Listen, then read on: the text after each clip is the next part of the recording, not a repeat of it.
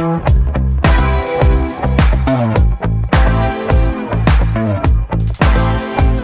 been riding the Giro Empire lace-up shoes for how long now? Well, since the first model came out, you know, the silver and yellow one. I since upgraded to the SLX model, which I painted. There's a video of that somewhere here maybe. I've been super happy with the lace-up system. So easy to get the tension right around the foot. About 1.5 years ago, I got some VR90s for the winter season. Road cleats and snow doesn't go together very good. Since last winter, I've been actually using the VR90s full time because I realized how much better they are for the kind of riding I do. Especially as I have my camera with me and I like to get off the bike, climb around in the forest looking for the perfect shot or something. I never need to climb off and push the bike. I never been totally satisfied with the VR90s. I bought them online on sale and took the same size as I had on my Empire SLX shoes. But the fit is slightly different. I want to say they are a bit smaller, or at least a bit, they feel more cramped around the toes. So that's one issue. The other issue is this happened almost, I think it's my 3rd or 4th ride. I just scuffed the side of the shoe at the curb and it ripped the upper immediately and was kind of disappointing. You would think they would be a bit more durable. Last year we started bike packing a bit and I realized when you go in and out of a tent or even if it's a bivy or something like that, having lace-up shoes it's not the best closure system you can have for obvious reasons. So I started looking around for an alternative and I had a few criteria I wanted to meet. The first one was I didn't want laces because of the bike packing thing. I definitely wanted a stiff, really stiff shoe because I will use this shoe for everything. Not just gravel, I will use it for proper road rides and everything. So stiffness was important. I wanted good thread underneath the whole sole because yeah, hiking around in the forests and mountains, it's a good thing to have good grip, not just on the toe and heel area. So I looked around at a lot of different shoes and tried on the Shimano XC9 or S Phyre or Spire or however you pronounce that. I went up to 45 and I was surprised they were actually super nice. Usually I find Shimano shoes to be a bit too wide, but these actually fit very well. They were also on sale, not a super sale or anything, but around 50 bucks or 40 bucks or something like that. There's a new RC900 maybe it's called. It's coming out soon, so it's probably why you can find this model on sale right now. Also tried to search for some YouTube videos about this shoe and I couldn't find much. That's why I thought I would make a video about it. Let's open this up. So in the box we get the shoes. Surprise, surprise. We also get some spikes for the toes and a tool to change them. We also get a couple of insole arc supports if you want some more arc supports. You get manuals and some waterproof stickers. And you get a shoe bag.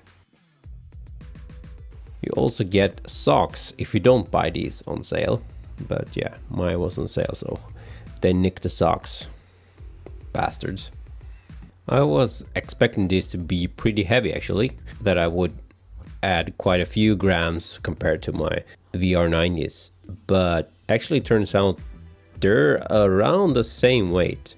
I did not have the cleats mounted yet on the Shimanos, but it's not too far off. Obviously road shoes are still quite a bit lighter, but that's a compromise I'm willing to do.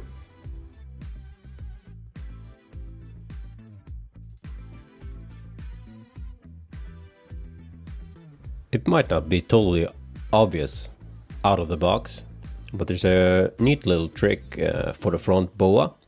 You can actually pull out the boa wire, do a little cross, and then hook it on the wire guide at the toe, which, if you're like me, don't have the widest toes or widest feet, helps you get it nice and snug.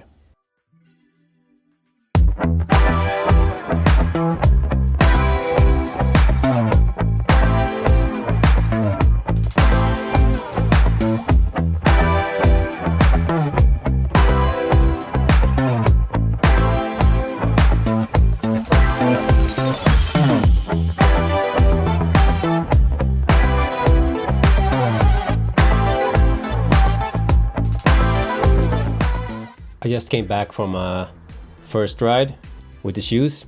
Since I sized up to a 45 from a 44 Giro, and the Shimano is also supposed to be a bit bigger than Giro, they're definitely more wider around the toes. But I was worried that I would get a lot more heel slip or like movement in the heel. But this material is some seriously magic stuff. Put your heel in, it just slips in, no problem, but it's really grabby once you try to pull it out. That grabbed my heel and I didn't really experience any kind of heel slip. I hope this won't be eating up my socks though. That remains to be seen. But yeah, super impressed. And as a final conclusion, this is not a video saying that everyone should stop using road shoes and stop using laces. This is more of a pick the right tool for the kind of riding you do kind of message. And for now, this is definitely the right tool for me. If you have any comments about the shoes or anything else, pop them in the comment section. I try to answer as much as I can.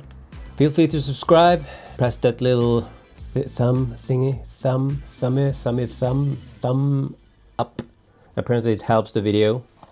Thanks for watching, and see you in the next one. Peace.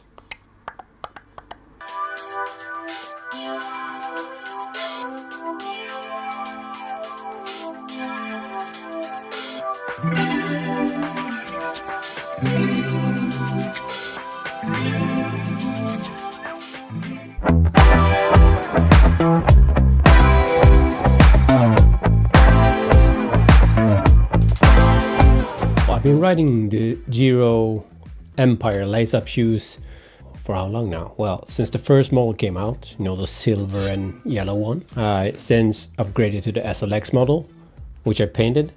There's a video of that somewhere here maybe. I've been super happy with the lace-up system. So easy to get the tension right around the foot. About 1.5 years ago, I got some VR90s for the winter season. Road cleats and snow doesn't go together very good. Since last winter, I've been actually using the VR90s full time because